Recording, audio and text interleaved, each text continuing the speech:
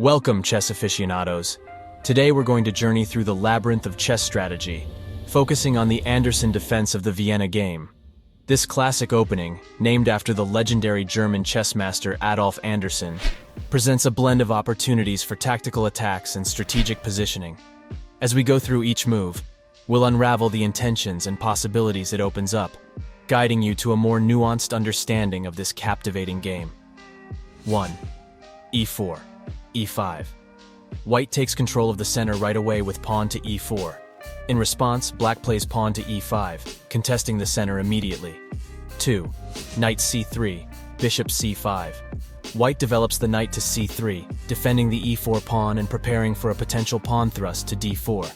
Black counters by developing their bishop to c5, attacking the f2 weakness and preparing to castle. 3. a3. Knight f6.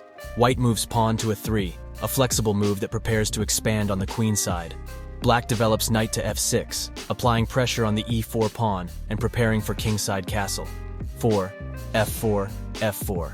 White challenges the center by pushing pawn to f4, threatening black's pawn on e5. Black accepts the gambit and takes the pawn. 5. e5, queen e7. White advances the pawn to e5, pushing the black knight away from its strong outpost.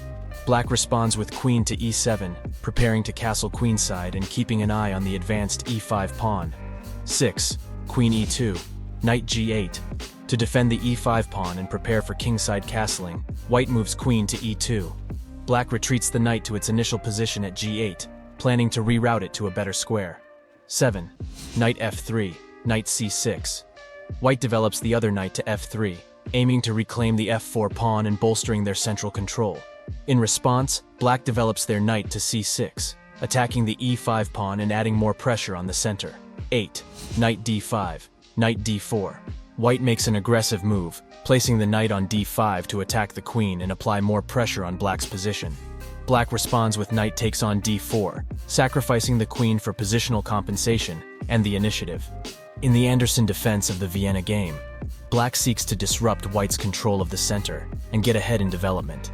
The active placement of black's pieces gives them potential tactical possibilities, while white must play carefully to utilize their spatial advantage and successfully navigate through the resulting imbalances.